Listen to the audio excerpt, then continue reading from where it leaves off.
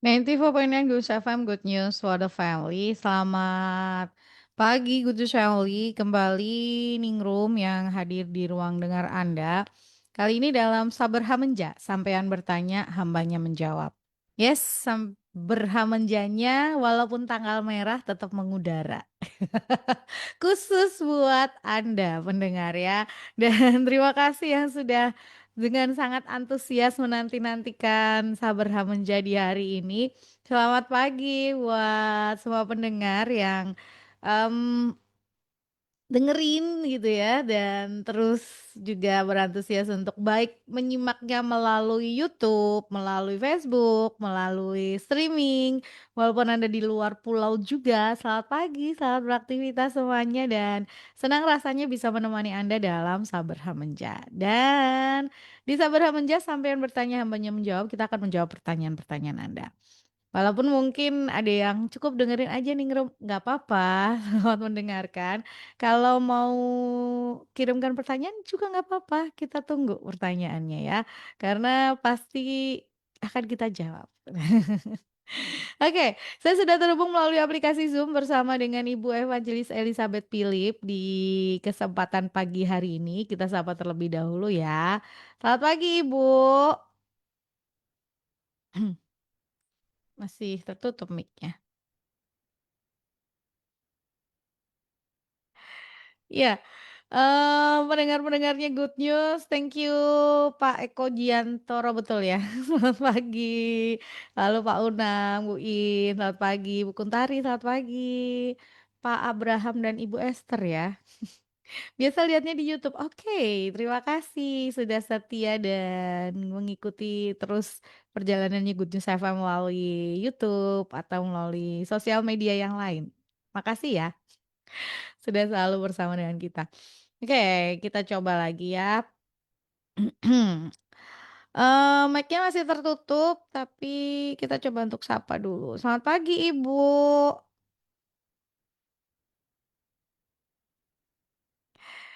Dan Ningrum sudah habiskan, kayaknya Ningrum sudah habiskan pertanyaan-pertanyaan dari minggu lalu ya, Gun Shelley ya. Sisa-sisa pertanyaan kita yang lalu-lalu itu. Dan ini sudah pertanyaan-pertanyaan yang baru. Nah, sebentar. Oke,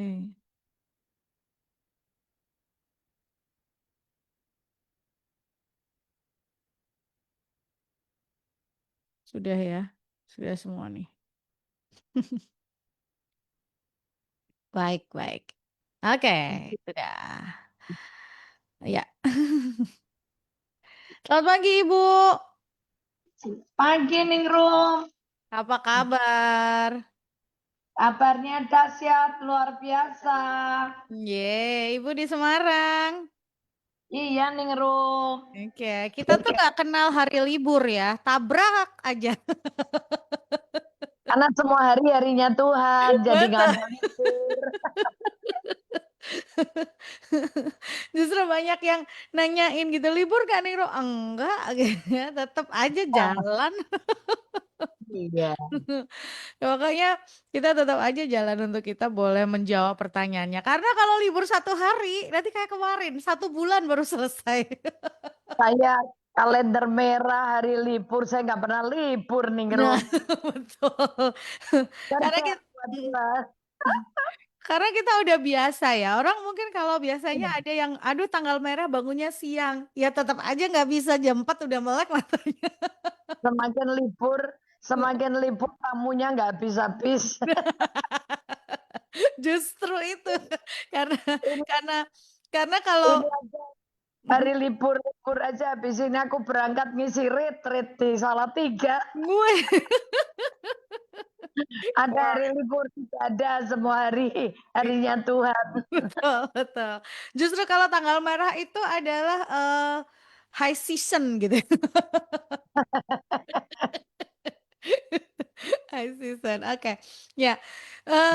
Kita akan jawab pertanyaannya karena ini pertanyaannya sudah yang kemarin-kemarin sudah selesai semuanya ya. Ini pertanyaan yang baru dan ternyata ada yang mengirimkan pertanyaan dari kapan? Dari kemarin siang.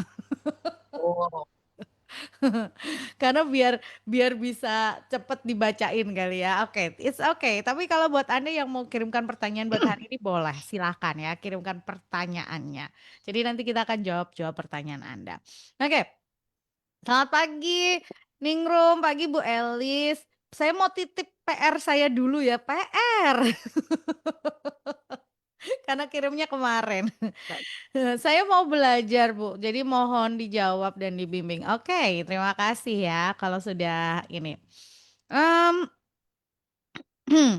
Selamat pagi, Bu. Saya mau nanya tentang bahwa suami punya hak atas tubuh istri. Bagaimana kalau suami yang selalu minta dilayani sehari bisa lebih dari 1 kali?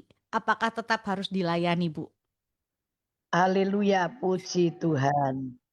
Ya, kalau yang dibilang begitu ya itu karena dibilang tubuhmu bait Allah, milik suamimu, ya ya iya. Tapi boleh nggak kalau suaminya dikasih pengertian gitu Ya, loh.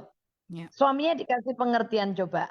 Karena makanya komunikasi itu dalam rumah tangga penting sekali. betul. Gunanya kita bisa ngobrol. Ya kamu mau ya mau, tapi mbok ya boleh enggak kalau sekali aja, misalnya gitu loh.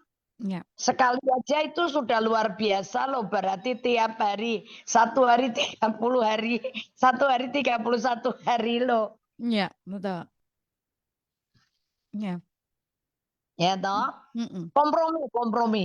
Kompromi. Walaupun kita Komunikasikan. tetap sadar tubuh kita tuh milik dia, media apa-apa ke ya sukai dia. Cuman kan ya, kan ada hukumnya, suami itu juga kasihlah Ya, istri. betul, betul. Kalau suami mengasihi istri, kalau lihat istrinya tuh lagi Capek. capek, ya punya pengertian lah gitu loh. Ya, betul. Dan suami juga harusnya belajar mengendalikan nafsu. Ya, Misalnya itu kompromi, kompromi. Ya. ya. Dikomunikasikan. Justru karena kita dengan suami itu kan dekat bukan hanya secara fisik, tapi dekat secara hati juga, gitu ya. Dekat secara perasaan juga. Jadi harus bisa mengkomunikasikan dengan baik, ngobrol dari hati ke hati, deep talk gitu ya. Deep talk. Ini bukan hanya sekedar bahwa tubuh kita haknya suami atau tubuh suami haknya kita, bukan hanya sekedar itu. Tapi ada kasih di dalamnya itu yang paling penting sebetulnya. Ya, dikomunikasikan, diobrolin. Lanjut, em, Bu Elis mau tanya, bersih-bersih rumah apakah termasuk ibadah, Bu? Ini kayaknya waktu itu Lu nggak ya dijawab sangat juga dong deh. ya. Mm-mm, mm-mm, mm-mm, mm-mm, Bersih rumah itu ibadah. mm-mm. Kerja itu ibadah. Ya, Kalau segala sesuatu dilakukan seperti untuk Tuhan. betul. Karena dari Tuhan itu, ya itu kan 2 Korintus 2 Kore tiga, lakukan segala sesuatu Seperti dengan segenap hati. Kalau 3 ayat 23 itu lakukan segala, kata segala sesuatu itu berarti semua, termasuk termasuk bersih-bersih rumah, cuci piring, ngepel. Kolose, 3, 23. Kolose 3 ayat 23. Apapun juga yang kamu perbuat, perbuatlah dengan segenap hatimu seperti untuk Tuhan dan bukan untuk manusia. Ya kan, segala sesuatu. Ya, tapi bersih-bersihnya jangan sambil ngomel, jangan sambil menggerutu, jangan sambil Ningrum marah-marah. hilang suaranya. Oke. Sudah, Bu? Halo? Sinyalnya. Iya, sinyalnya kayaknya nggak terlalu bagus nih. Oke, sebentar, sebentar. Halo, Bu, sudah? Halo? Ya, ya oke. Halo Bu, sudahkah suara saya? hilang terus ningrum. Oh, hilang terus. Aduh. Ibu di sini suaranya bagus loh, beneran. Suaranya Ibu jelas banget. Oke, Jelas sekarang kalau sudah. di tempat saya sinyalnya 100% jos, mantap. Bagus. Tempatmu suaramu yang hilang. Tuhan aku berdoa lancar ya isi sinyal. Lancar semua. Lancar semua. Iya, ini tapi tadi Nilo cuma memberikan penekanan. Ketika beres-beres rumah jangan sambil ngomel, jangan sambil marah, jangan sambil menggerutu. Iya, betul. Beres-beres sambil mengucap syukur. Sambil nyanyi, Ya, sambil deklarasi iman. betul. Dan dengan begitu tuh, itu dinilai sebagai kita sedang beribadah dengan hati yang tadi melakukannya seperti untuk Tuhan. Gitu. Ya kan? Kalau ningrum itu jujur yang paling berat saya lakukan itu kan olahraga. Nah, tipsnya adalah ketika berolahraga saya sambil apa? Sambil denger lagu, sambil deklarasi iman, jadi sambil jalan, sambil nyanyi, itu membuat hatinya jadi semangat gitu. Betul.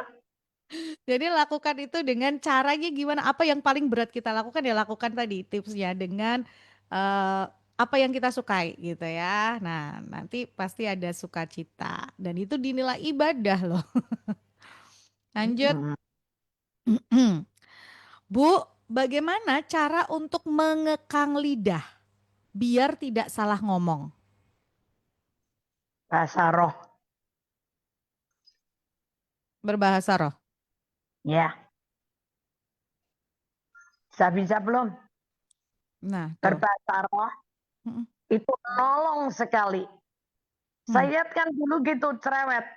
mm, Cerewet tukang bantah gitu kan saya mm, ini. Nah, tapi ketika saya belajar untuk tidak membantah ke suami itu, saya tiap hari kerjaannya bahasa roh. Mbak masak, mbak apa bahasa roh. Itu ketika saya berbahasa roh itu, mm, wah itu di situ berubah saya banyak banget. mm, Gitu. Tapi ya ini kan nggak bisa dijadiin satu apa ya pola ya. mm, mm. Masing-masing orang beda-beda. Ya. Tapi kalau kita bisa itu, oh itu luar biasa.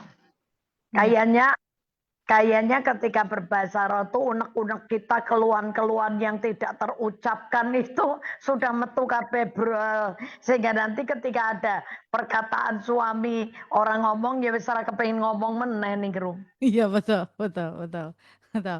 Ini termasuk menekan keinginan ngomel, ngamuk gitu ya. Ya, iya betul. Ini tapi memang kekang lidah itu memang Roh Kudus itu ya itu loh. Ningrum pengalamannya begitu. Hmm, Ya, saya itu dijulukin anak saya itu tukang ngomel gitu ya. Mama itu kalau lagi marah pasti sampai kemana-mana. Dia cerita seperti itu.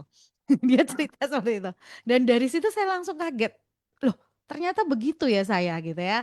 Terus kemudian itu setiap kali ada keinginan untuk itu, yaitu tadi berbahasa roh, saya minta Roh Kudus ingetin gitu ya. Kalau saya lagi marah sesuatu, tiba-tiba dia bilang stop, diam gitu ya. Langsung saya ingat, iya, oh selesai. Berarti ini harus selesai nih marahnya sampai di sini nih. Nggak boleh melebar kemana-mana. betul. Yap. Cuman memang itu perlu latihan ya, latihan, Iya kan latihan. ibadah itu perlu dilatih. Ya, betul. Nggak yang bisa dalam satu kali selesai gitu, dalam satu kali langsung hebat gitu ya, enggak. Gagalnya berkali-kali, ya. Tapi mau untuk balik lagi. Ya angkat besi aja latihannya berkali-kali Yes, kok. betul, betul. Atlet itu harus berlatih berkali-kali sampai dia bisa dapat juara ya, Bu. Iya. Ya. Oke, lanjut ya. Bu, ada kuasa apa di balik ucapan syukur? Wah, kuasanya dahsyat. Ya. Di balik ucapan syukur itu ada kuasa ah, mengubah 5 roti dan 2 ikan menjadi ngasih makan 5.000 orang. Iya. Mengucap syukur itu yang dilakukan Yesus ya.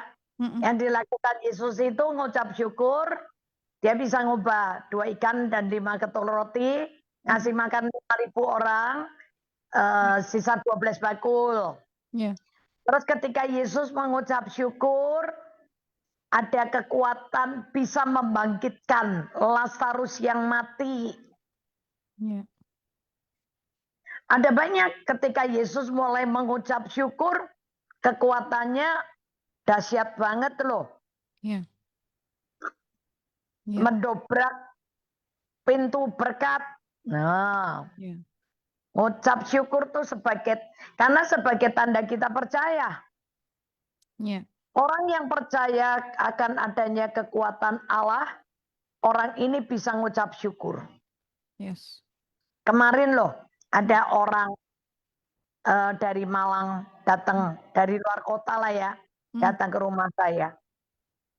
Itu ya kalau mau jalani firman tuh luar biasa bener. Mhm. Dia ngasih contoh, dia tuh penjahat sebetulnya. Mhm. Dia tuh penjahat, maksudnya memang dulu penjahat gitu ya. Heeh. Tapi ketika dia mau berbuat jahat kepada pimpinannya, Mhm. pimpinannya tuh orang benar. Mhm. Pimpinannya tuh orang benar, tapi karena nggak mau diajak kompromi dia untuk berbuat jahat, Mhm. dia tuh lapor ke atasannya minta pimpinannya ini dipindah tempat, dimutasi. Mhm. Iya. Ya, tapi pimpinannya tuh hanya mengucap syukur, nggak peduli. Yang penting dia tidak mau kompromi untuk berbuat jahat. Mhm. Yang dihancurin itu dia loh, penjahatnya loh. Di situ dia kaget. Maka saya bilang, loh, orang benar itu siapa membenci orang benar itu dia akan terima penghukuman. Nah, orang benar itu kerjaannya dijahati, ngucap syukur. Iya. Begitu nggak dibales, malah orang yang dijahati ini bisa ngucap syukur. Wah, kekuatannya balik lo itu ke dia lo. Mhm. Mukul dia balik lo. Akhirnya dia bertobat. Nih penjahat ini akhirnya bertobat. Iya. Mm-mm. Iya. Banyak sih. Ada Iya. satu dulu teman saya supplier beras. Mhm. Ditolak. Udah ditolak. Dia aduh dia tuh sedih. Gimana ini barangnya dia yang sudah terlanjur dibeli. Mhm. Tapi saya cuma tahun itu ngajar ya bersyukur. Iya. Gimana Bu orang kondisi gini? Iya sebagai tanda kamu percaya. Tuhan hidup. Dan Tuhan bisa buat yang tidak mungkin jadi mungkin. Dia ngucap syukur, dia ngucap syukur. Belum sampai setengah hari. Dia udah ditelepon lagi sama hotel. Hotelnya itu. Mhm. Sini berasmu kirim. Ternyata yang jelek bukan berasmu. Mmm. Itu Iya. bisa mengubah segala-galanya. Wow. Makanya bersyukur. Iya. Ya. Iya. Mengucap syukur gitu ya, mengubah hal yang mustahil menjadi mungkin. Yes. Ya, mengubah hal yang mustahil menjadi mungkin itu mengucap syukur. Sepertinya kita nggak ngelihat gitu ya, tapi Tuhan itu sedang kerja ketika kita sedang mengucap syukur. Lanjut ya. Selamat pagi Bu Elis. Makna kenaikan Tuhan Pagi. Yesus ke surga itu sebetulnya apa? Maknanya Tuhan Yesus naik ke surga. Mhm. Untuk dia menyediakan rumah buat kita. Mmm. Dia gini lah, adalah lebih baik Bagi aku pergi ya, untuk apa menyediakan tempat ke tempat bagimu supaya di mana aku ada engkau. di situ ada. Ya. Ayatnya di mana? Cari sendiri. Itu ada di Yohanes ada di mana ada Ya. ya. Ya. Itu sediakan tempat buat kita. Iya. Lanjut ya. Bu Elis, ada pendeta yang mengajar kita berdoa, minta benih untuk ditabur dan roti untuk dimakan. Menurut Bu Elis apa itu betul? Lalu maksudnya apa? Itu di 2 Korintus, bentar.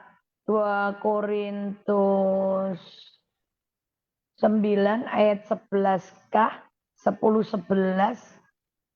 Coba tolong dilihatin. 2 Ada Korintus 9. Iya. 2 Korintus 9 ayat 10, ia yang menyediakan benih bagi penabur dan roti untuk dimakan. Ia juga yang akan menyediakan benih bagi kamu dan melipat gandakannya dan menumbuhkan buah-buah kebenaranmu. Iya. Allah yang menyediakan kok. Hmm. Menyediakan benih untuk ditabur dan roti untuk dimakan buat kita. Jadi kalau saya tahu Tuhan yang menyediakan, aku nggak minta lagi. Aku Hmm. nggak minta lagi, tapi aku berkata, Tuhan terima kasih. Engkau telah menyediakan benih bagiku untuk aku tabur. Dan engkau telah menyediakan roti yang menjadi makananku. Dan engkau yang akan memberi pertumbuhan. Ya, Hmm. nah itu tinggal dideklarasikan aja, diakui. Nggak usah diminta lagi, Tuhan udah sediakan kok. Ya. Artinya dalam berkat yang kita terima itu ada benih yang harus ditabur, ada roti yang harus dimakan, Bu. Ya, maksudnya ada bagian. Ada Hmm. apa yang menjadi bagian kita dan apa yang jadi bagian dia. Oke. Ada bagian yang untuk ditabur gitu loh. Ya. Lanjut ya. Semoga jelas nih. Jawabannya itu ada di 2 Korintus 9 ayat 10. Bu, dengan saya rajin deklarasi itu, apakah juga bisa mengikis sifat-sifat saya yang jelek? Bisa. Hmm. Karena Anda sedang memberi makan yang saya katakan di dalam diri kita ini kan ada yang hitam dan ada yang putih. Gitu kan. Hmm. Hmm. Yang lama dikikis terus. Yang hitam itu kan sudah dikikis, dihabisin dari hari ke hari, dipangkas terus Hmm. sampai habis. Nah, yang putih ini yang dikasih makan. Ketika kita deklarasi itu kita sedang memberi makan roh kita sehingga roh kita itu jadi kuat. Nah, Ya. pengaruh negatifnya yang terus dikikis. Hmm. Itu memperbaharui cara berpikir kita, Ya. konsep lama kita juga lama-lama tergeser. Ya. Yang jelek-jelek akan tergeser. Yang jelek tidak dikasih makan sampai dia Dia kecil, nggak bertumbuh gitu kan. lemes. Lemes Akhir. gitu ya. Akhirnya hilang. Tapi yang baik ini sedang dikasih makan biar dia semakin kuat. Iya. Ya, Semakin kuat, semakin berkuasa. ya, betul. Jadi yang jelek ini tidak dikasih makan, dia akan lama-lama mengecil. Bagiannya semakin kecil-kecil karena terdesak oleh bagian yang baik yang terus bertambah dan bertambah. Seperti itu. Tuh ya. Lanjut. Bu Elis mau nanya, sebetulnya kita itu perlu punya sahabat atau tidak sih, Bu? Dulu waktu saya belum menikah, saya punya sahabat yang sering saya ceritain kalau pas saya ada masalah. Ternyata semua yang saya ceritain malah diceritakan ke orang lain. Semenjak itu sampai saat ini saya tidak pernah cerita apa-apa ke orang lain kalau ada masalah. Karena nyari orang atau sahabat yang bisa dipercaya itu sulit sekali. Betul.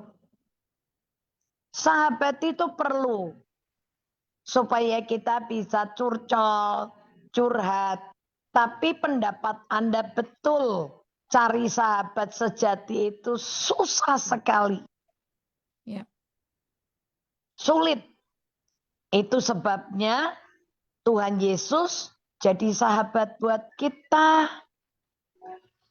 Dan Roh Kudusnya diberikan dalam kita supaya apa? Jadi sahabat kita. Jadi kalau mau curcol, mau curhat sekarang sama Roh Kudus. Iya. Di Mazmur 25 itu Tuhan itu bergaul akrab, bergaul karib. Kata bergaul karib itu persahabatan. Ya, bersahabat. Mazmur 25 ayat 14. Tuhan bergaul karib dengan orang yang takut akan Dia, dan Ya. perjanjiannya diberitahukannya kepada mereka. Nah, kalau Roh Kudus yang kita ajak sebagai kita jadikan sebagai sahabat dan kita ajak untuk sharing, dia justru akan memberitahukan apa segala sesuatu yang dia tahu gitu. Nah, kalau di tempatnya Yohanes itu Tuhan Kejadian 18 itu Abraham itu bergaul, bersahabat dengan Allah. Sehingga ketika Tuhan itu mau melakukan segala sesuatu, dia pasti mikir mesti ngasih tahu Abraham lebih dulu. Di Kejadian 18 ayat 17 kah? Ini kisah Sodom dan Gomora ya, Bu? Oh, doa Ya, syafaat untuk Sodom. ayat 17. Berpikirlah Tuhan, apakah aku akan menyembunyikan kepada Abraham apa yang hendak kulakukan ini? Iya. Jadi antara Allah dengan Abraham itu tidak ada sesuatu yang disembunyikan. Ya, Segala sesuatu yang Allah mau kerjakan itu Abraham dikasih tahu lebih dulu. ya, ya. Ya, di Amos juga ada kata bahwa Tuhan tidak akan melakukan sesuatu tanpa lebih dahulu memberitahukan kepada para nabinya. Itu persahabatan. Ya. Jadi sekarang saran saya mendingan bersahabat dengan Roh Kudus. Ya. Jadikan Roh Kudus itu sahabat Anda. Tidak ada yang bocori rahasia kita. Ngobrol, ajak cerita gitu ya. Ada sesuatu gitu. Celing tiba-tiba kepikiran gitu ya. Terus kita ngomong, Roh Kudus ini gimana ya? Gitu. Atau Roh Kudus saya harus ngapain gitu ya. Atau cerita aja ngobrol, ajak berbincang gitu ya. Itu karena Roh Kudus ini adalah satu pribadi. Jadi yang bisa dipercayai. Lanjut, Bu Elis, minggu lalu Bu Elis bilang kalau orang yang iri hati adalah orang sombong. Kenapa bisa begitu, Bu? Ini orang iri hati itu sombong nggak? Misalnya nih teman kerjanya diangkat jadi pimpinan. Ya. Terus kita, loh kok dia yang diangkat? Mm-mm. Bukan aku. Bukannya aku yang lebih pantas ya. Aku lebih pinter ya. Aku yang kerja lebih dulu. Kita menganggap diri kita itu lebih layak dan lebih pantas Ya. daripada dia. Nangkep nggak Ringrum? Nangkap, nangkap. Nah, misalnya dibagiin gitu Mm-mm. berkat. Mm-mm. Terus kita gini, loh kok aku ndak dikasih? Kok Mm-mm. dia dikasih? Gitu kan. Mm-mm. Nah itu kan juga ada unsur iri itu kan karena menganggap dirinya lebih. Lebih pantas, lebih layak. Betul. Nah, itu sombong. Iya loh. Ya, betul. Kok dia dikasih, aku enggak? Padahal kan dia gitu ya. Atau kan, loh kok dia yang dipilih? Padahal kan dia gitu. Kan harusnya aku yang bisa lebih dipilih. Aku kan yang lebih hebat, lebih pintar, Nah, lebih iya, iya, iya. itu sombong. Iya loh. Kesombongan terselubung. Kesem. Banyak. Orang Iya, marah aja sombong. ya betul. Gitu aja nggak bisa. Aku bisa, kamu nggak bisa. Oh, Ya, sombong nih. ya, sombong gitu. Merasa lebih pintar, merasa lebih ngerti, merasa lebih hebat itu tadi sombong gitu. Saya ngomong, sombong. Lanjut ya. Bu, apakah nasib itu bisa dirubah? Kalau bisa dirubah, bagaimana caranya? Nasib itu bisa berubah, tergantung diri kita sendiri. Ya. Takdir yang nggak bisa dirubah. Hmm. Nangkep. Ya. Takdir itu gini, lahir dengan jenis kelamin laki atau perempuan, Hmm. lahir di tengah keluarga miskin atau kaya, Mm-mm. lahir di suku bangsa apa. Nah itu nggak bisa milih, itu takdir itu. Mm-mm. Oke. Tuhan yang pilihkan, Mm-mm. Tuhan yang tentukan. Tapi Ya. kalau nasib itu ada di tangan kita. Hmm. Sebentar ya, aku lupa Yeremia Mm-mm. atau Yesaya ya, 45 itu. Di situ ada nasib. Nasib malang. Dan itu nasib sebetulnya kita yang menentukan kok. Yang menentukan tuh kita. Aku lupa, nanti deh makasih tahu. Ya.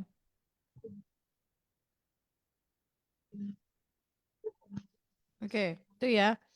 eh Nasib itu bisa dirubah. Caranya itu tadi, Bu. Caranya Hmm. ikuti firman Tuhan. Pasti Oke. berubah. Iya. Yesaya 45 ayat 7. Yesaya 45 ayat 7. Yang menjadikan terang dan menciptakan gelap, yang menjadikan nasib mujur dan menciptakan nasib malang. Akulah Tuhan yang membuat semuanya ini. Ya.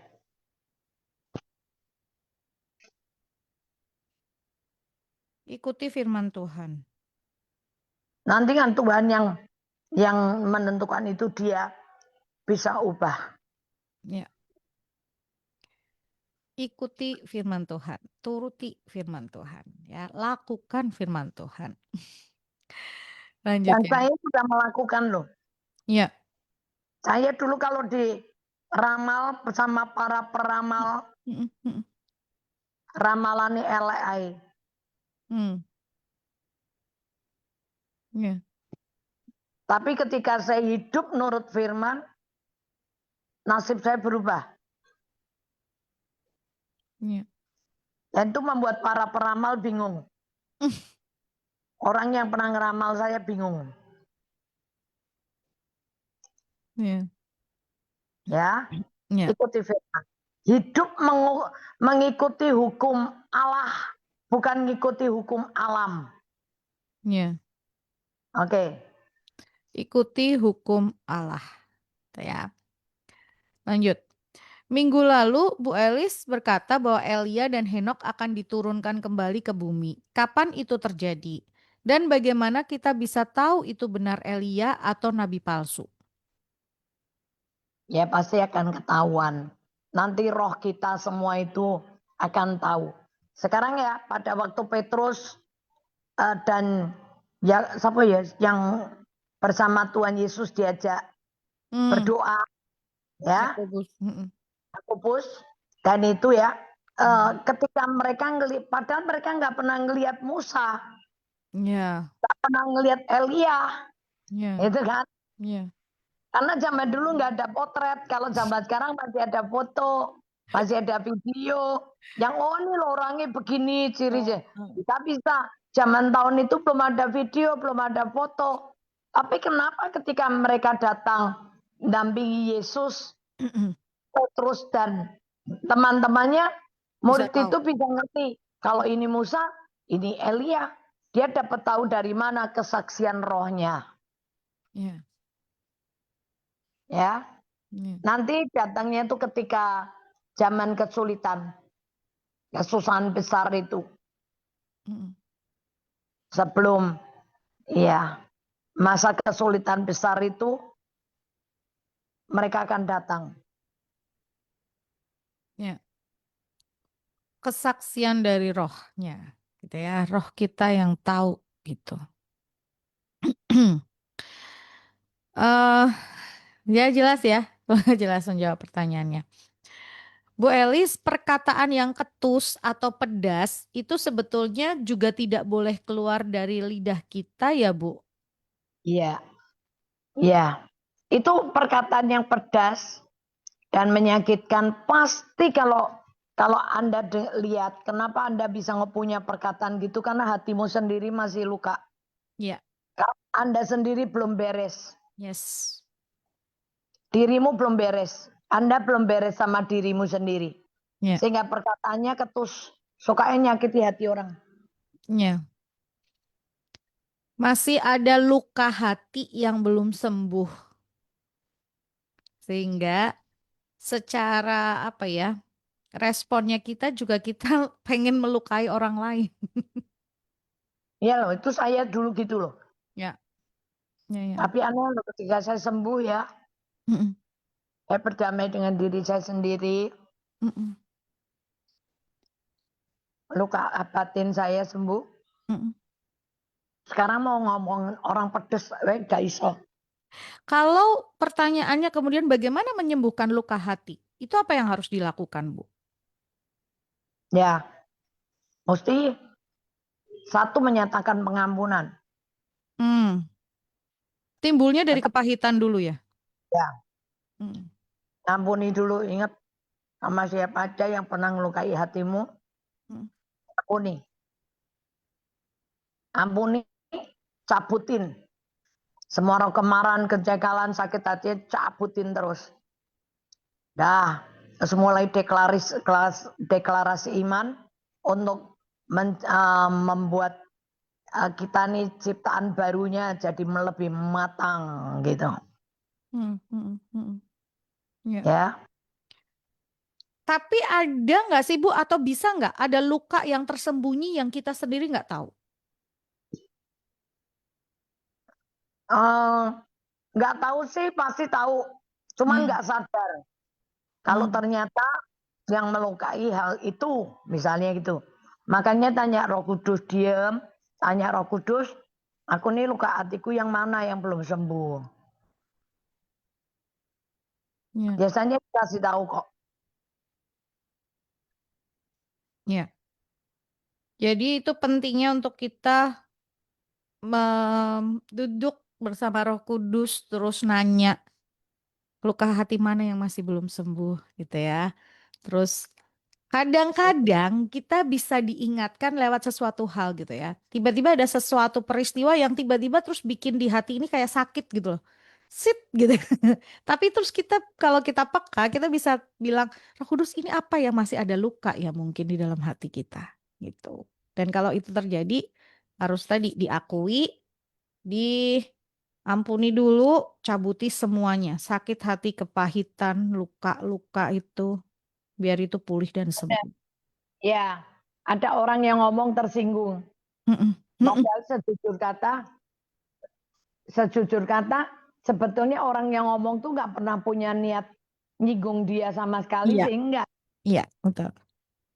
Tapi dia merasa ini orang kalau ngomong kok nganu ya nyindir aku terus ya. Karena aku padahal orang itu kira ngerti apa-apa, saya ngomong kira ngerti apa-apa. Iya, benar, benar, Berapa benar. waktu yang lalu, Mm-mm. tanggal tepatnya tanggal 14 hari kenaikan Isa Al-Masih. Iya, Jadi saya itu kan pergi ke luar kota untuk mm, khotbah di satu kota. Saya bawa 2 orang teman untuk ikut sama saya kan. mm-mm. Nah, saya nggak tahu apa-apa ini. Bahkan di gereja itu aja aku masih bisi Ervin gini. Vin kimeh ngomong apa Vin? Padahal sebetul-betulnya itu kan jelas orang hari Pantekos Kenaikan. kenaikan Isa Al-Masih. Mm-mm. Itu kan jelas banget. Kenapa? Aduh ngomong apa? Karena apa yang saya sudah siapkan tiba-tiba itu saya disuruh ngomong sesuatu gitu. Mm. Akhirnya saya tuh nurut. Saya nurut aku ndak urusan, saya tuh nurut sama Roh Kudus, saya bicara Mm-mm. tentang apa yang saya dapat. Nah, ketika saya dapat, ini ternyata orang ini nangis terus dari permulaan saya khotbah sampai akhir itu, ini orang-orang ini nangis terus. Nah, termasuk salah satunya orang yang ikut sama saya. Kena terus dia terus gini, ah Bu Elizabeth ki khotbah gitu toh, khotbah kok gitu banget sih. Nah, saya tuh kan nggak ngerti gitu. Dia tuh gitu. Di mobil dia bilang, ibu nih khotbah gitu banget sih. Ibu tahu nggak, ibu tuh ngapain? Itu perkataan yang ibu katakan itu yang tadi malam baru aku ngomong, Bu. Aku rabu bakal ngampuni kue sampai mati gitu kan. Lah kok saya tuh di mimbar itu ngomong, kamu ngomong ya. Iya. Sampai mati aku bakal ngampuni kamu. Terus dia tuh sambil sambil masih yo nangis, yo guyu. Dia tuh bukain WA-nya dia ditunjukin sama si Ervin. Sama anakku itu. Ditunjukin. Pelek omongan iki iso metu kabeh. Aku sampai gini. Alah, meh khotbah tuh tekan luar kota, cuman khotbah gue siji. Lah mbok tak khotbah ning Semarang wae ngopo? Itu kadang-kadang tuh kita tuh ndak ngeh. Iya. Tapi dia merasa aku ini nyindir dia. Padahal orang saya ndak ngerti kok ning roh. Iya, betul, betul, betul, betul. Bisa jadi hal seperti ini gitu ya, dari firman Tuhan ketika disampaikan, tiba-tiba kita ngerasa bahwa kok hamba Tuhan ini kok aku banget ya gitu ya, misalnya apa namanya, kok ini kenapa sih? Ngomongin aku banget gitu. Nah, nah itu berarti ada mungkin kita tadi nggak mau mengakui masih ada luka di hati kita. Jujur beberapa waktu kemarin Ningrum juga alami hal yang sama gitu ya. Sampai rasanya tuh kayak gini, kok ternyata saya masih ada luka ya yang saya sendiri nggak sadar, bukan nggak sadar, mungkin selama ini hanya saya timbun aja gitu ya. Terus hari itu saya minta Roh Kudus untuk buka dan saya cabut semuanya, saya bilang minta ampun Tuhan. Ampuni luka ini ternyata sudah terlalu lama ini ada di dalam hati. Ya itu dia. Tapi bersyukur kalau masih diingatkan ya. Artinya kita masih punya kesempatan untuk berbalik sama Tuhan. Lanjut ya. Lalu oke. Bu, bagaimana cara bergaul karib dengan Tuhan? Tadi kita ngomongin bergaul karib itu Ya, siapa? Henok. Henok, Abraham tadi ya Bu ya. kita ngobrol. Ngajak ngobrol. Ikuti Iya. perintahnya, ikuti tuntunannya. Ya kalau Ya, sama teman ini ngobrol sama jalan. Ini ya. Betul. iya, Kok gini ya Roh Kudus? Aku kok ngalami begini tuh sajen itu. iya. Jadi eh ikuti gitu ya ngobrol. Tadi makanya kita ngomong eh Kudus ini kayak sahabat gitu loh. iya, betul. Tadi kan udah Roh dikasih tahu Kudus tuh. itu kan pribadi. Betul. Roh Kudus itu kan pribadi. Kalau ada teman yang ada di dekat kita, gitu ya. Terus kita cuekin, kita nggak ajakin ngobrol, ya lama-lama dia kan nggak mau juga. Gitu kan ya, Bu? Misalnya nih, saya bertamu ke rumah seseorang gitu kan. Terus ketika saya bertamu, saya nggak diajakin ngomong, saya nggak diajakin ngobrol, saya cuma didiemin aja. Terus ya udah, ya nggak akan jadi dekat, nggak bisa jadi karib, nggak bisa jadi tadi sahabat, ya karena kita nggak ajakin untuk ngobrol. Seperti itu. Jadi bagaimana cara bergaul karib dengan Tuhan itu? Ya ajak berkomunikasi.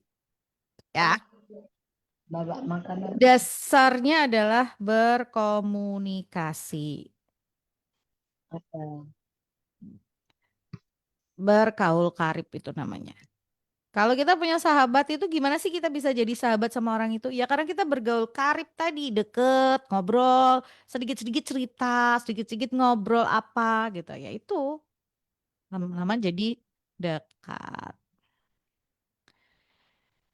Oke, lanjut dulu ya. Yang pertanyaannya baru dikirim nanti ya, karena ini belum selesai. Sebentar, jangan miss call dulu. Tunggu, tunggu. Oke, lanjut, lanjut, lanjut. Bu, ya ayat di 1 Petrus 4 ayat berapa nih? Mengapa kasih menutupi banyak sekali dosa? Ya, 1 Petrus 4.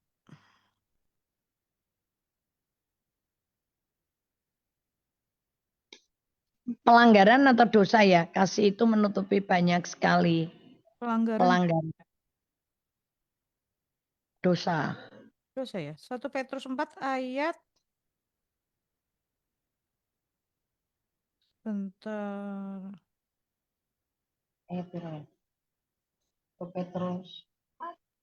Kasih itu menutupi banyak dosa atau pelanggaran. Hmm. eh Ya. yep, salah.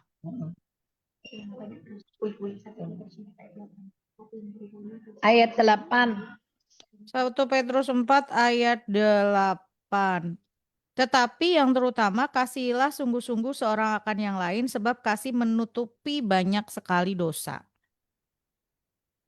Amsal 10 ayat 12. Itu kasih menutupi banyak sekali pelanggaran. 1 Petrus 4 ayat 8 tuh nutupi dosa ya. Ya, Banyak Amsal 10 dosa. ayat 12. Kebencian menimbulkan pertengkaran, tetapi kasih menutupi segala pelanggaran. Ya. Ya. Ya. Mengapa Jadi kasih? Mm-mm. kenapa kasih itu menutupi segala pelanggaran? Ya karena kasih itu sabar, kasih itu Mm, murah hati, Ya, ya, ya, tidak dendam, ya toh, ya. baik. Karena kasih itu kan kriteria kasih itu enggak egois. Kriteria kasihnya sendiri kan ada di 1 Korintus 13. Mm-mm. Karena kasih itu kriterianya seperti itu. Jadi ya udahlah tahu nih orang berdosa, tapi ya udahlah kita tutupi dosanya, kita ampuni. Sebetulnya enggak ditutupi, tetapi kayak orang dihapuskan lah ya. Hmm. Lebih tepatnya enggak dilihat lagi gitu. Ini yang Sehingga kita di ayat kenapa? 1 Korintus 13 ayat 7. Tidak. Ia menutupi segala sesuatu. Hmm. Karena kan kalau gitu mengasihi ditutupi supaya orang itu dia nggak malu, Hmm. orang dia tidak dipermalukan di depan orang, sehingga orang itu nggak terus punya image yang jelek terhadap orang itu. Yaitu kasih itu menutupi segala sesuatu tuh ya karena itu nggak kepengen orang lain tahu kesalahan dia, tapi karena kalau orang lain tahu kesalahan dia, mungkin dia tidak diterima kerja, Hmm. mungkin dia akan dihakimi gitu kan. Ya, Ya itu semua karena kasih sih. ya. Tapi Eh, kalau kita benci, nggak suka, oh ya dudal-udal. ini tuh sebetulnya kalau kita mau lihat contoh nyatanya ya contoh nyatanya Yesus sih. Gitu ya, Bu ya. Iya, iya, Contoh nyata kasih menutupi segala sesuatu, menutupi banyak sekali dosa itu ya Yesus. iya, Dosanya kita itu Tuhan iya, utang dosanya kita tuh dihapus, benar-benar dihapus. oleh kasihnya Yesus kan, gitu. Ditanggung sama dia, ya Tanggung toh. sama dia, betul. Jadi Hmm. kalau kita ngomong kita punya kasih, standarnya adalah Yesus. Iya, karena ketika kita ada di dalam dibungkus dalam Kristus Yes. anugerah itu, hidup kita berkenan sama Bapa. Ya, Kalau kita nggak ada di dalam Kristus, kesalahan kita tuh membuat Allah menjauhkan diri dari kita kan. ya, Tapi justru anugerah, kita terima anugerah itu, kita terima Yesus, hidup di dalam Yesus, sehingga hidup kita tuh selalu ya. Yang dilihat Bapa itu adalah Yesus gitu ya. Kita di dalam Yesus. terselimuti gitu loh. Terselimuti betul. Yang dilihat Bapa itu Yesus gitu ya. Kalau kita ya kan udah jelas mati lah udah ya. Iya, iya. Itu loh kasih menutupi banyak sekali dosa, menutupi pelanggaran. Lanjut ya. Maksudnya rendahkanlah dirimu di bawah tangan Tuhan yang kuat itu maksudnya gimana Bu? Di dalam 1 Petrus 5. Ya. Rendahkan dirimu, rendahkanlah dirimu di hadapan tangan Tuhan yang kuat.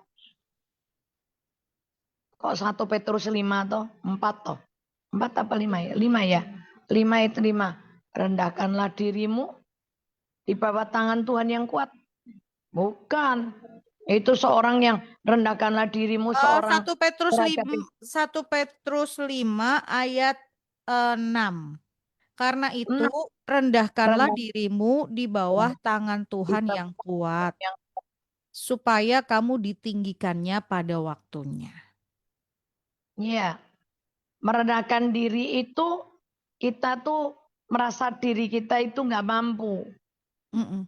Bukan nyerah sama Tuhan. Nah, biar Tuhan yang berperang gantikan kita. Dan itu di saat Tuhan berperang gantikan kita itu yang ditinggikan sama Tuhan. Ya, karena kan kadang-kadang kita merasa lebih pintar. Iya, punya tangan lebih kuat dari tangan Tuhan untuk membalas musuh. Ya, Padahal sekuat-kuatnya kita membalas musuh tuh bisanya cuma nemeleng aja. Buat dia mati juga nggak bisa, ya kan? Tapi iya. kalau Tuhan kan bisa buat.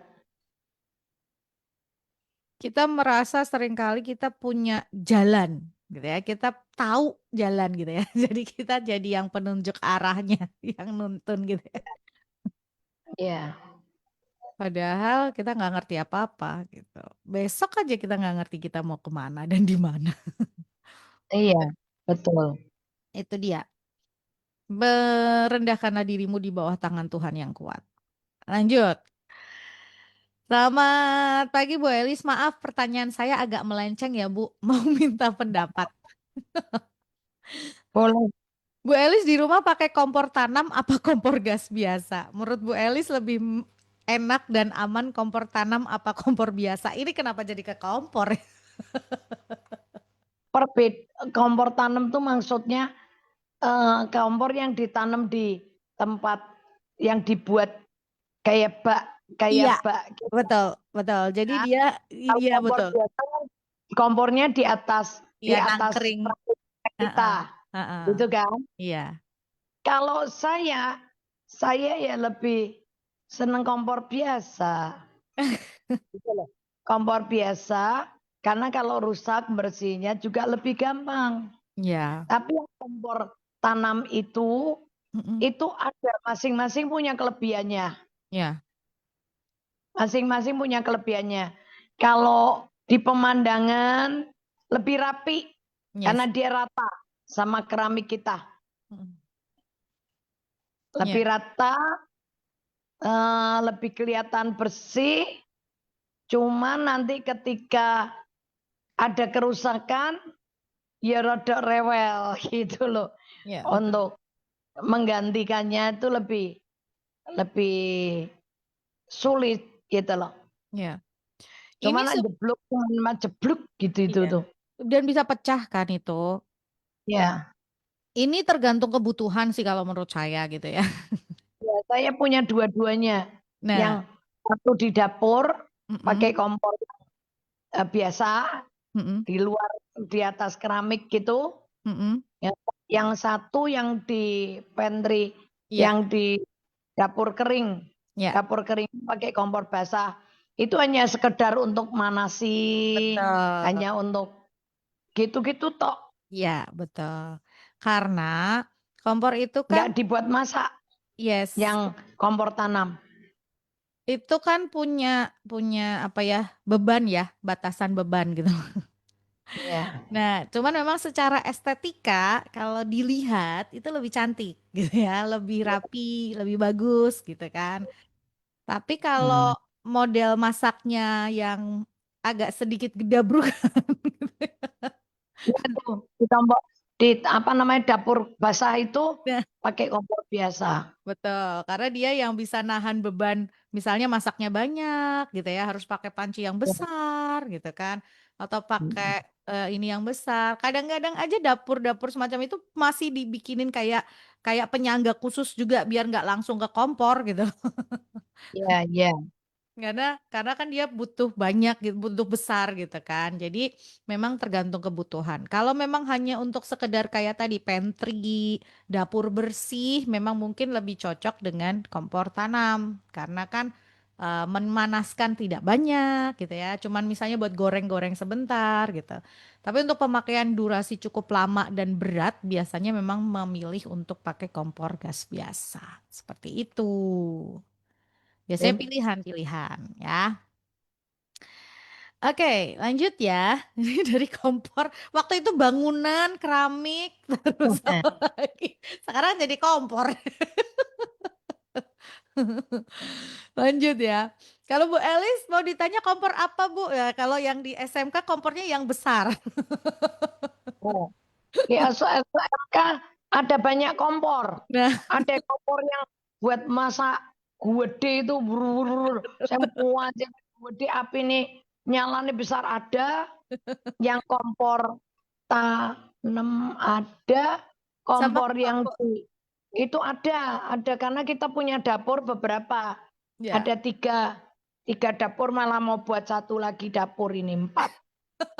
kompor yang standar kayak resto dan hotel ada. Oke ya. Lanjut ya. Eh Bu Elis, Firman berkata, orang yang menanti-nantikan Tuhan mendapat kekuatan baru. Cara untuk menanti-nantikan Tuhan itu bagaimana, Bu? Apakah harus doa terus atau bagaimana? Gimana pertanyaannya? Firman berkata, orang yang menanti-nantikan Tuhan mendapat kekuatan baru. Lalu pertanyaannya, cara untuk menanti-nantikan Tuhan itu bagaimana? Apakah harus berdoa terus atau bagaimana? Enggak.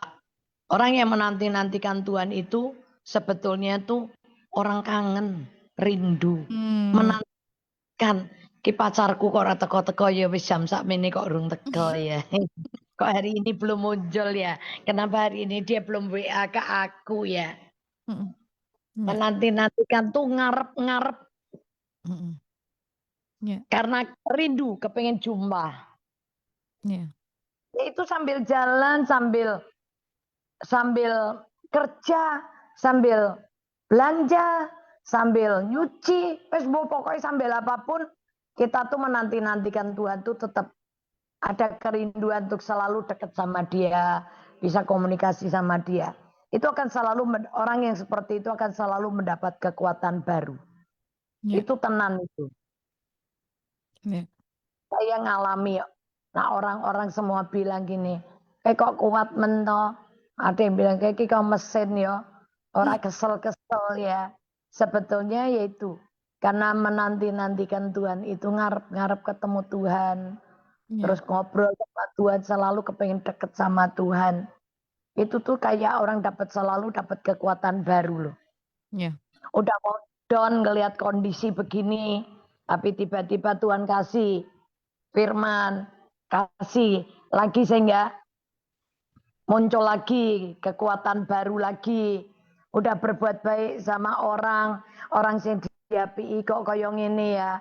Jagi itu lemes tiba-tiba Roh Kudus kasih tahu lagi, kasih firman lagi.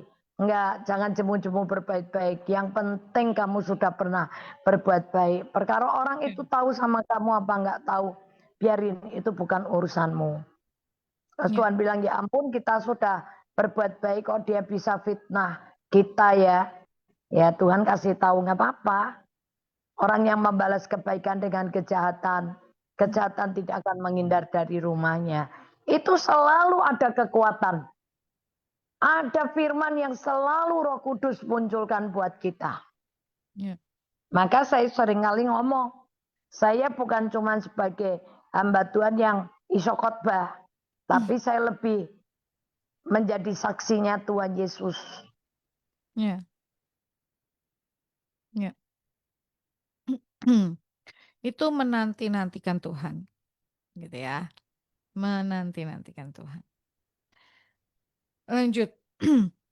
Bu, di dalam 1 Yohanes 3 ayat 16 itu dikatakan 1 Yohanes 3 ayat 16 ya saya bacakan. Demikianlah kita ketahui kasih Kristus, yaitu bahwa ia telah menyerahkan nyawanya untuk kita. Jadi kita pun wajib menyerahkan nyawa kita untuk saudara-saudara kita. Arti menyerahkan nyawa kita untuk saudara-saudara kita itu bagaimana, Bu? Ya ginilah, misalnya nih ada saudara yang berantem, itu kan, ya nyawa itu kan bicara tentang gengsi, keakuan kita, ya, menyerahkan nyawa kita, wajib menyerahkan nyawa kita buat saudara-saudara kita. Ya wis lah, nggak usah pakai perasaan. Kalau kita nggak nyerahin ya, kita bisa berantem, Ya. persaudaraan bisa pecah. Hanya gara-gara ya tadi kita tersinggung, kita marah, kita jengkel. Bisa loh. Bisa. Tapi kalau kita benar itu kita dari mau nyerahin nyawanya kita, perasaan kita, lah dibenci, diperenguti, ya wis maju lagi. Ya. Itu aja. Ya toh, sama suami ini. Suami istri harusnya suami bisa menyerahkan nyawanya buat istrinya, kerja banting tulang, oh tuh kerja KP duitnya kayak untuk menyenangkan istri dan nah itu kan sebetulnya menyerahkan nyawa. Ya. Istri walaupun dimaki-maki, digoblok-goblokin, tapi tetap mau bersihin rumah, ngeladeni suami, ngurusi rumah tangga. Itu kan sama dengan menyerahkan nyawa. Ya. Jadi tadi mau gitu ya, mau untuk melakukan terus yang terbaik buat orang di sekeliling kita. Walaupun mungkin orang bilang, ih bodoh banget kamu, masih aja mau begitu gitu ya. Tapi kita masih tetap bisa lakukan itu. Lanjut ya, lanjut. Bu Elis ada ya lagu yang berkata, hati yang hancur kau berkenan, hati yang taat yang kau cari. Menurut Bu Elis kalimatnya pas atau tidak kalau hati yang hancur Tuhan berkenan? Ya, hati yang hancur itu kan hati yang remuk ya. Yang maksudnya kita karena penganiayaan, fitnahan itu menghancurkan hati kita, menghancurkan perasaan kita. Hati di sini bicaranya sebetulnya yang dihancurkan bukan hati kita tapi perasaan kita. Ya. Berkenan. Karena Tuhan memang kepengen kita nggak hidup lagi pakai perasaan. Pakai iman. Tuhan mau kita hidup pakai iman. Ya. Karena banyak orang yang hidup pakai perasaan, wah ini nipu banget. Ya. Nah itu ketika perasaan tuh dikikis sama Tuhan, dihancurin sama Tuhan ya. Oh itu bagus. Ada satu buku yang dibilang remuknya insan lahiriah, munculnya insan batiniah, itu Roh Kudus. Itu keren banget itu. Ya. Ya, hatinya, perasaannya ini memang harus dikikis. Saya bilang makanya jangan suka ngelindungi perasaan. Biarin aja dihabisin sama Tuhan karena memang yang diincar sama Tuhan perasaan kita. Sampai kita ini nggak main perasaan. Tapi kita hanya ikut Tuhan Yesus pakai iman. Ya. Di Amsal berapa ya? Wangi-wangian menyukakan tapi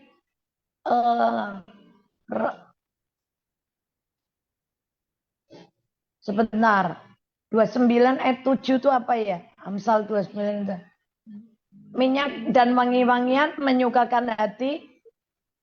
Nah, penderitaan merobek jiwa. Amsal 27.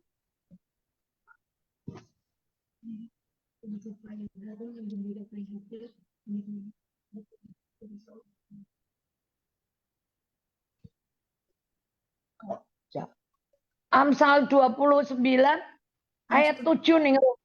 Amsal 29 ayat 7. 27, sorry 27 ayat 9.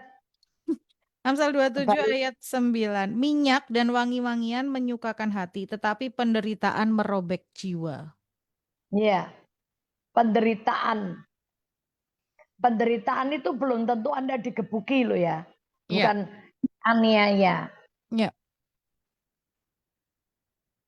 Tapi itu merobek jiwa. Merobek jiwa itu perasaan itu loh. Yang Ya. dibilang jiwa dengan pikiran, perasaan, keinginan, kehendak itu ya. Itu dirobek itu dalam pengertian dibaharui. Ya. Sampai kemudian tadi manusia batiniah gitu ya, Roh Kudusnya yang keluar. Lanjut. Bu, ada pendeta yang berkata, kalau 7 jemaat dalam kitab Wahyu itu adalah 7 tingkatan nanti kita di surga. Apakah betul, Bu? Nengro putus-putus. Oke. Sekarang bagaimana? Sudahkah? Ya, sekarang udah. Ya. Bu Elis, ada pendeta yang berkata, kalau 7 jemaat di dalam kitab Wahyu itu adalah 7 tingkatan nanti kita di surga. Apakah betul? Ya, di 7 tingkatan di surga saya nggak tahu. Tapi yang saya tahu itu koreksi aja. Koreksi dari 7 sidang jemaat Allah yang ada di Tiatira, Pergamus, Efesus, ya, Laodikia. Itu koreksi, mengoreksi jemaat yang ada. Kehidupan kita itu ada di posisi mana? Betul. Untuk menjadikan kita ini sempurna. Jadi sidang jemaat Allah yang sempurna, yang tidak bercacat dan tidak bercelah. Itu kan semua dicacat, hanya ada satu yang oke itu. Nah itu yang Tuhan mau. Ya. Sebetulnya ketika kita membaca itu saatnya kita apa ya kayak merefleksi gitu loh. Ini kita nggak sih gitu ya Bu ya? Ini kita jemaat yang sedang ada di posisi jemaat yang mana ini? Ya betul. Semacam contohnya yang ini Wahyu 3 kepada jemaat di Laodikia. Aku tahu segala pekerjaanmu, engkau tidak dingin dan tidak panas. Alangkah baiknya jika engkau dingin atau panas. Ya. Suam-suam kukuh. Nah, suam-suam kuku. Ini artikel ini kan dia masih melakukan yang masih berkompromi gitu ya. Tadi ya kita ngomongin tentang kompromi. Masih pelayanan tapi apinya udah nggak ada. Ya. Jadi tinggal kewajiban. Kayaknya tugas tapi hatinya udah nggak ikut. Nggak ikut ngelayani.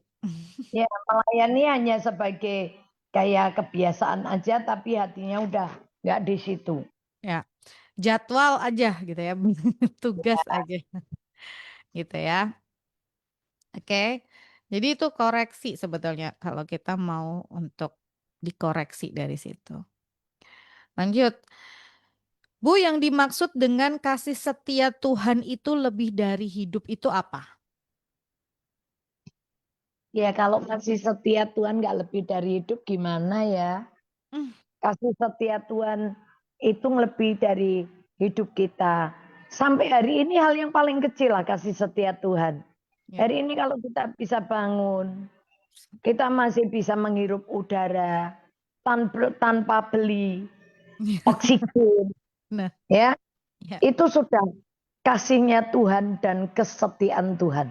ya. Seandainya Tuhan tidak setia ya, hari ini aku males matahari tidak Tidak terbit, terbit itu. berputar. Barang sekejap aja kita akan ngalami malam terus. Ya, Atau kita nggak mendapatkan matahari gitu kan. Ini kan dengan lihat di rotasi bumi, lihat dengan perputaran bumi ini kan sebetulnya kita melihat, ih kasih setia Tuhan ya. Kina Tuhan bosen. Tiba-tiba hancur hidup kita. ya, betul. Itu kan lebih hidup. Kalau nggak ada oksigen kan kita nggak bisa hidup. Ya, Ya kan? Maka dibilang kasih setiamu lebih daripada hidup. ya. Mmm, karena pada dasarnya tuh semua semua gitu ya, kalau kita lihat semua itu yang yang ada dalam hidup kita itu hanya karena kasih setia Tuhan, Iya loh. iya kan? Coba kalau kasih setianya Tuhan nggak ini, tiba-tiba Tuhan tidak mau memberikan pertumbuhan sel-sel tubuh kita. Betul. Gitu aja lah. Rambutmu rontok kabeh gundul Iya. alise metu rambutnya gundul kuwabe. Coba apa nggak lucu kayak tuyul? Betul betul betul. Eee, Nirum pernah mengalami satu fase di mana waktu itu, mmm, apa ya, sakit. Jadi setiap kali mau duduk nyeri, mau tidur nyeri, mau ngapain nyeri. Ketika itu Tuhan pulihkan dan sembuh gitu tuh rasanya tuh kayak gini, "Ya ampun Tuhan, ternyata begini ya rasanya nggak nyeri," gitu ya. Jadi kayak yang, hah, ini tuh bener-bener kayak kasih setia Tuhan, itu semua hanya karena kasih setia Tuhan. Setiap sel-sel tubuh kita, Iya bayangin loh. kalau dihentikan sekali aja gitu ya. Sedikit aja sebentar, nggak usah sekali. Jangan bilang sekali, orang ojo sekali. 1 jam aja deh. Lawang Nggak bisa ada 1 jam. ada satu sel di dalam tubuh kita yang memberontak terus dia jadi jahat aja udah jadi penyakit. Iya, iya loh. Saya tuh waktu Kamis yang lalu itu ya, tiba-tiba itu kayak ada angin. Mhm. Tapi lucu kalau angin di perut itu kan muter-muter, gluduk-gluduk-gluduk gitu. Terus kita bisa dikentutin gitu keluar gitu ya. Atau kita bertahak itu ya, itu rada keluar ya. Ini nggak bisa loh Ningrum. Itu angin. Kayak ada apa ya, saya tahu tapi itu kayak angin. Tapi nggak muter-muter maunya nyundul ke dada terus. Hmm, Itu benar sampai saya dari tidur itu bisa bangun. Gara-gara satu ini nih nggak mau keluar-keluar angin. Itu ya. kayak orang mau deseknya ke dada terus. Mhm Ya itu mhm. masa jantung ya bubar. Nah, Itu Jawa bilang angin duduk ya apa angin kasep. Nah, itu iya, tenan loh. Cuma main-main loh, cuman gitu tak aja. kita Wah udah kita bisa gelisah. iya betul. Kayak gitu aja kita udah heboh gitu ya. Tapi Iya, makanya kalau ada orang bisa ngentut itu kita bersyukur loh. Jangan dimarahin loh. nggak bisa kentut tuh harus dibawa ke rumah sakit loh. Iya, disuntik loh ya toh. Sampai bisa keluar anginnya. Itu sebenarnya kalau, kata kalimat kasih setia Tuhan itu lebih dari hidup itu mengingatkan setiap kita untuk mengucap syukur gitu ya, bahwa Betul. bahwa kalau kita ngelihat misalnya rambut kita tuh tumbuh bagus, itu juga karena kasih setia Tuhan gitu ya. Luka Bisa bisa sembuh. iya betul. Tubuh bisa ini itu semua kasih setia Tuhan gitu. Ya. Itu semua karena kasih setia Tuhan. Ningrum inget ya ada satu, anaknya temen kalau nggak salah waktu itu ya, dia lahir prematur, masih terlalu kecil gitu ya. Dokternya cuman bilang begini ketika dia dinicu gitu ya, dipicu itu, dokternya bilang gitu, "Ibu, ini anaknya masih belum bisa nafas spontan dia bilang gitu. Jadi dia kalau inget dia nafas, kalau nggak inget atau lupa dia nggak nafas kata gitu. Waktu itu Oh, tiba-tiba yang kepikiran di dalam pikiran saya tiba-tiba gini, ya ampun Tuhan, sebetulnya kalau kita bisa nafas gitu ya, secara ya, otomatis itu tuh kasih setia Tuhan. iya loh, Ya, tapi kan kita lupa seringkali bersyukur bahwa nafas kita tuh kasih setia Tuhan. Karena lo kita tenang. merasa bahwa ini otomatis. Nah iya itu kita merasanya itu sudah wajar begitu hidupan. Enggak, kalau kita renungin itu bukan itu hal kasih setia Tuhan aja. Iya betul, gitu. Itu kasih setia Tuhan. Lanjut ya. Saya ini ya Ningrum Mm-mm. ya, Iya Bu. punya satu, saya punya satu anak, Mm-mm. anak jalanan Mm-mm. dari Papua itu ya. Iya. Saya itu coba lihat kesetiaan Tuhan itu luar biasa. Bayangin, ini satu anak yang nggak pernah diurusin orang tuanya, misalnya gitu. Mm-mm. Ini udah kasihin obat buat menghilangkan bau badan. Sudah, tapi kenapa anak ini baunya busuk kayak terasi bosok gitu jenenge terasi iki mambu. Iki terasi ini bosok meneh. Bisa bayangin. Heeh. Itu ketika saya lihat kenapa sih? Wih, ternyata itu rambutnya dia itu nggak cuci 1 tahun. Wih. Gara-gara dia pakai sambungan rambut palsu sambungan itu. Terus Hmm. saya lihat gimana cara begitu dibuka rambut itu saya baru kaget. Oh, lagi lah mambune teko kene. Ketika saya cuciin, dipotongnya anak saya, terus kita mulai cuciin rambut anak itu. Mm-mm. Anak itu nangis. Anak itu sepanjang saya cuciin rambut itu nangis terus. Mm. Ditanya sama anak saya, kenapa? Kamu kok menangis? Dia bilang gini, iya, karena baru kali ini aku itu ada orang yang mau, maksudnya mengasihi aku sampai peduli ngerawat begini. Singkat cerita, baru tahu nih, Mm. kalau telinganya dia tuh tuli, dia Oh. pakai alat bantu dengar. Mm. Waduh, ketika saya lihat alat bantu dengarnya rusak, aduh harganya 8 juta. Udahlah nanti tunggu saya punya uang. Tapi enggak tahu di hati itu kepengen bawa dia tuh pergi ke rumah sakit THT. Ke Mm. rumah sakit untuk ke dokter THT. Ketika saya bawa ke dokter THT kaget ningrum. Mm. Itu ketika diperiksa ternyata telinganya tuh nanah tok. Mm. Dokternya sampai bilang ini orang hebat. Nanah kayak begini, dia tetap kuat. Dia Iya. nggak ngeluh kepala pusing. Mm. Itu disedot, disemprot, disedot, disemprot 5 kali lebih loh ya itu ya. Terus ketika hidungnya ditusuk, ternyata pakai alat, ternyata tuh dari hidung itu sampai ke telinga nyumpel, Mm. ingus. Iya. Itu yang buat telinganya dia nggak denger. Mm. Dan ketika dokternya lihat itu disuruh CT scan. Nah telinga sebelah kanan yang dibilang nanahnya udah kering. Ternyata ketika di CT scan. Di dalamnya ditemuin ada kapas gede ningrum. Ya. Nyumpel telinga. Itu bertahun-tahun. Sampai kapasnya itu warnanya apa? Abu-abu tua ya. Aduh. Abu-abu tua udah jamuran dan ternyata di dalamnya tuh nanah tok. Itu ketika dibersihin dia plong sekali. Mm-mm. Saya tuh begini, ih Tuhan tuh hebat ya. Ini anak pedalaman, nggak ada yang ngurusi dengan kondisi kayak begini dia masih sehat, dia Mm. masih bisa kerja. Walaupun dia nggak cium apa-apa, telinganya nggak denger apa-apa ya, itu bertahun. Saya tuh sampai ngelihat Tuhan gini. Nah, dari peristiwa itu dia baru cerita. Ternyata dia itu sudah 3 kali ngelahirin anak. Mm.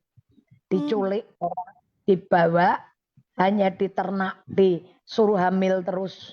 Oh, iya, iya, iya, iya. Dan ketika punya anak caranya ajaib. Gimana caranya? Dia naik atas pohon. dia Hmm. loncat supaya anaknya keluar. Ih. Dan ketika anaknya keluar itu ya dia potong sendiri.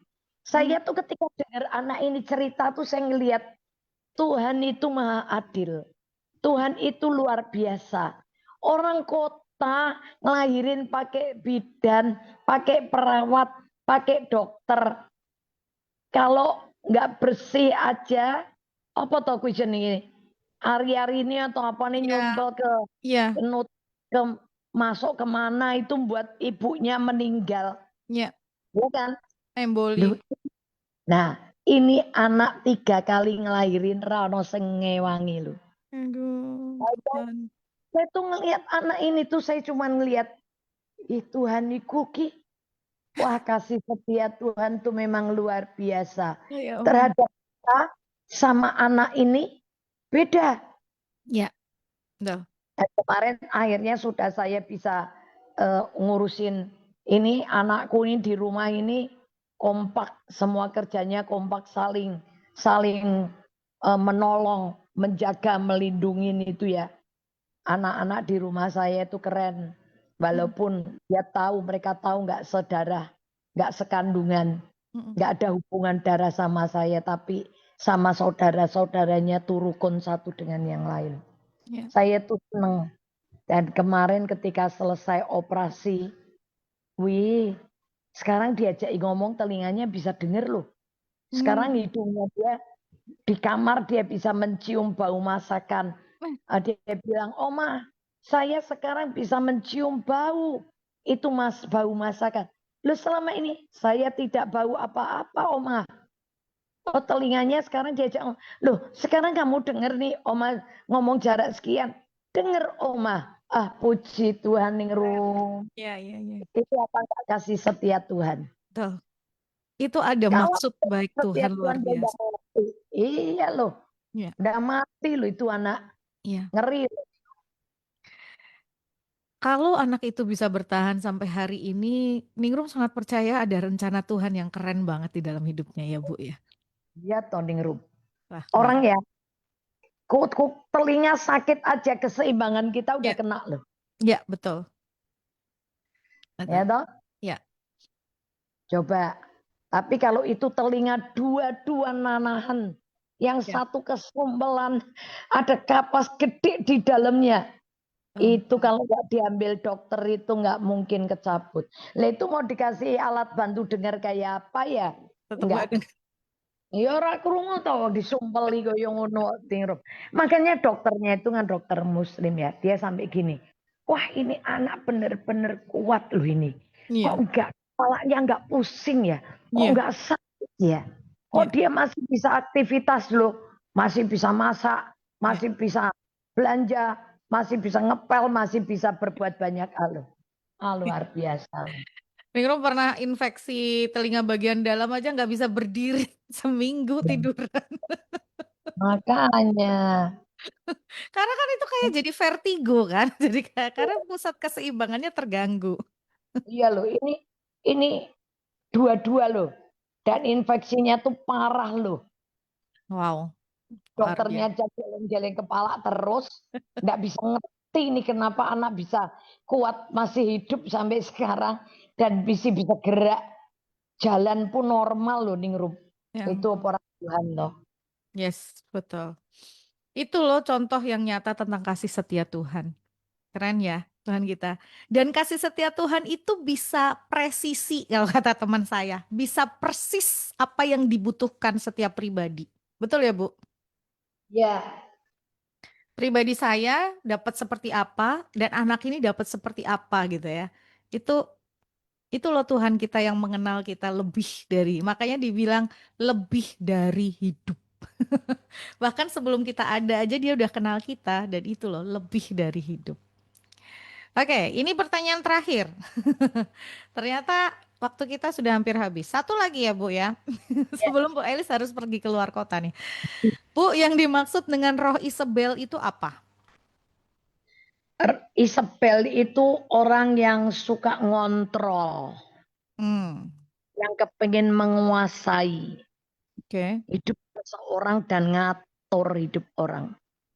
Dominan, dominan. Oke, itu roh Isabel. Itu nanti baca di apa ya? Ditawari atau apa ya? Isabel itu baca Hmm.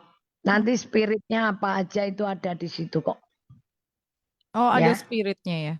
ya itu spiritnya. Itu karakternya dia tuh kayak begitu gitu loh, Isabel tuh. Hmm, Domi suka ngatur orang, kepengin nguasai hidup orang. ya. Jadi dia yang harus pegang kendali. Ya, dia pegang kendali. Berarti kalau kita merasa bahwa kita pegang kendali hidup kita juga termasuk roh Isabel, Bu. Iya, ada spiritnya. Ada spiritnya. Mm-mm. Oke. Suka Baik. ngatur suami, kepengen merintah suami begini begitu. Ya. Oke. Ya, ini Iya. satu satu WhatsApp terakhir sebelum yang belum dijawab hari ini kita tunda di minggu depan ya karena ini udah 10.30. Shalom, Ningrum, shalom, Bu Elis, salam hormat buat Bu Elis. Terima kasih untuk peneguhannya buat saya untuk memilih yang tepat. Puji Tuhan, minggu lalu saya dapat kesempatan pelayanan ke Jakarta untuk doa syukur rumah baru milik teman. Banyak hal ajaib yang Tuhan kerjakan. Terima kasih. Wow, keren. Buna, thank you ya buat Nah, kesaksiannya. Oke, bisa eh bisa meniru. Bu Natalia, Bu, Ya. yang kemarin Oke. ngajar di sana. Ya, ya. Oke, 10.30 Bu. Seperti biasa pesan buat pendengar sebelum kita akhiri. Iya. Jadi buat kita semua yang kepengen ditolong Tuhan dengan cepat, itu miliki ketulusan hati dan kesetiaan. Karena Tuhan itu berlaku setia kepada orang yang berlaku setia. Tuhan berlaku jujur kepada orang yang jujur. Tetapi Tuhan akan berlaku belat-belit kepada orang yang bengkok hati. Jadi pertolongan Tuhan itu terjadi cepat atau lambat ternyata tergantung dari hati kita sendiri. Ya. 2 Samuel 22 ayat 26 27 kalau nggak salah. Coba Ningrum.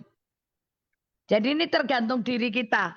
Saya perhatikan kenapa ya orang ini terima pertolongan cepat. Oh kenapa ya orang ini terima pertolongannya kok belat-belit. Kok koyone menggak ora. Nggak ketemu-ketemu gitu loh. 2 Samuel 22 ayat 26. Terhadap orang yang setia, engkau berlaku setia. Terhadap orang yang tidak bercela, engkau berlaku tidak bercela. 27. Terus Terhadap orang yang suci, engkau berlaku suci. Tetapi terhadap orang yang bengkok, engkau berlaku belat-belit. jadi dari pertolongan Tuhan itu kita tahu sebetulnya hati kita tuh kayak apa. Ya. Makanya kalau misalnya mau konseling segala, kalau kepengen dapat pertolongan Tuhan jangan bulat. Ya. Jangan bengkok hatinya. Ya. Lempeng-lempeng aja nanti kan lihat pertolongannya cepat terjadi dalam hidup kita. Amin. Oke? Tuhan Amin. berkati. Dan berkati. Terima kasih Ibu. Ya Allah. Yap, Tuhan berkati. Dan terima kasih buat Anda, Good News Family, pendengar yang sudah bergabung bersama dengan saya. Berharap apa yang dihadirkan jadi berkat dan bermanfaat. Untuk pertanyaan yang belum bisa terjawab, mohon maaf, minggu depan ya kita akan jawab pertanyaannya. Terima kasih untuk kebersamaannya, terima kasih untuk atensinya. Selamat beraktivitas, selamat lanjutkan aktivitas Anda, dan sampai jumpa.